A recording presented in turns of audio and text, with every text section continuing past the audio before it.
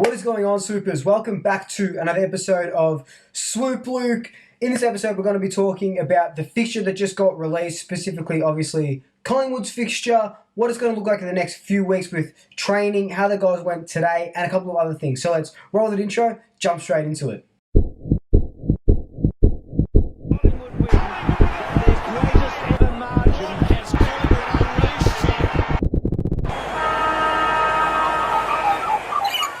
So just before we do jump straight into it, I want to give a huge shout out to everyone that's been supporting the channel either on my Instagram page at Swoop Luke or through this, obviously, YouTube channel.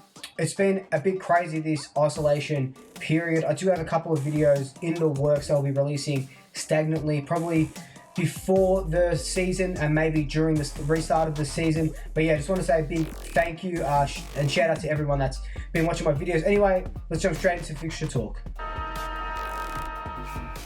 So as you're probably well aware by now, the rounds 2 to 5 fixture has just been released. The AFL are going to be doing it in blocks of, that's what, 2, 3, 4, 5, that's 4-week block. It doesn't mean that it won't change because who knows what will happen with all this COVID stuff, but it looks like it is pretty much set in stone for the moment, and this is what the next 4 weeks of the fixture will look like for us. For the footy restart, June 11, round 2, we kick off against the Tigers at the MCG at 7:40. We knew this was going to happen since, last week or the week before. Two of the biggest clubs in the land going up against each other to open the restart of the season. Amazing. Obviously, it was never going to be anyone else. Glad it's us. We were supposed to be in round 2 anyway. Round 3 on the Saturday, we verse St Kilda at the MCG again, and that's at 4:35. So our first away game for the year is against the Giants at Giants Stadium. That's going to be one of our biggest tests, especially going up to, obviously, the Giants Stadium, Giants home ground.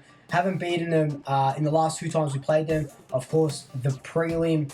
But it's going to be very interesting to see. You assume that we're both going to finish top 4, so it will be a great game. And to round off the last fixture that's been announced, round 5 against Essendon, Friday night, July 3rd at 7:40. That's going to be another big game as well.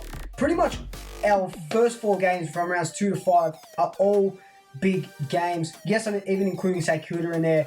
A new look. They beat us in the March Community Series a few weeks ago. It's a few months ago now. They did look good, got a bunch of new players in, so that'll be a big game. But I don't see why we couldn't finish this block of games 5-0.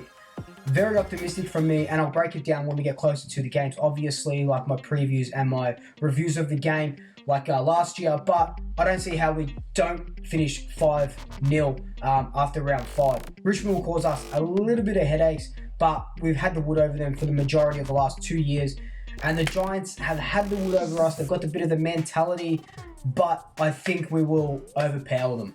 Obviously, my feelings can change from now till mid-June, so a lot of water to go under the bridge, so they say.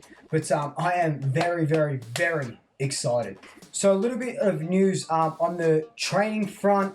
Couple of injuries that we kind of know of. Flynn Appleby, the club hasn't come out and said anything. Levo Greenwood, the club hasn't come out and said anything, but they do look like a hamstring and a calf respectively, along with Adam Treloar's calf. Brody Mychek was walking circles, very light drills. They reckon he'll be in full fitness mode by this Friday coming up. And Jordan Roughhead was nowhere to be seen at training, but that looks like a family matter as opposed to an injury matter. It looks like Elliott and DeGoey trained a lot in the midfield when they had their 2 scratch matches. I'm hearing the boys are just fit, firing, and ready to go. Even guys like Quaynor, Noble, our new kids, Ruskell, Rantel, and Trent Bianco, all looking good. I'm hearing so many good things about Bianco. The way he uses it with his hands and his kicking ability is just, for a rookie or for a young kid anyway, he could very much find himself in this team now with everything that's going on. From all reports, I don't expect to see Treloar, Varco, Greenwood, or Dunn appear in round 2. Round 2 is only 17 days away, so less than 3 weeks away. They did say that Treloar's calf injury was 1 to 2 weeks, but it honestly doesn't look like it. So we'd probably see him better in round 3 against St Kilda, and probably the same with Varco. Today was the first day that they did full contact training, which is awesome. Obviously, with all this COVID stuff, they've been training in groups and stuff. But across the AFL, they started full contact. I think they can do that up to twice a week. All the clubs twice a week. So if you jump onto my Instagram at Swoop Luke, or Collingwood's Twitter or Facebook, and see all their photos and stuff, you'll see some of the boys tackling each other. Some of the guys don't know how to tackle, head highs, coat hangers and stuff like that. But, hopefully they get the better of it once we verse the Tigers in round 2.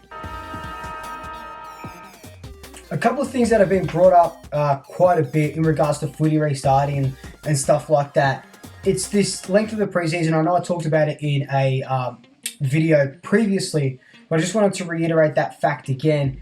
I feel like the preseason, or the round 2 preseason, is a little bit too short. I think it's going to take until rounds 4 and 5 for the players to get back to where they were in round 1. Not just our players. I feel like competition-wise, don't get me wrong, I'm very confident that we're going to feature deep into October now. But I feel like round 2 and round 3 are going to be still treated as pre-season, in the sense that it's going to be very sloppy, but I think it will make for a great spectacle. So that's only my prediction now. That's before seeing the boys really in action. I guess we'll know more about how round 2 is going to look the week of round 2. So anyway, that's just been my quick update video. I really want to talk about that fixture and stuff like that. I really appreciate you if you've watched it till this long. Like I said, I've got a couple of videos in the works. I'm very excited. I do have to get off my ass and record them though, but they'll be worth it. And thank you for sticking by me during this isolation period. Only a couple more weeks to go until the footy is finally back. So, in the meantime, like, comment, subscribe, tell your family, tell your friends, tell your pets, and until next time, double shackers. I'll swoop you later.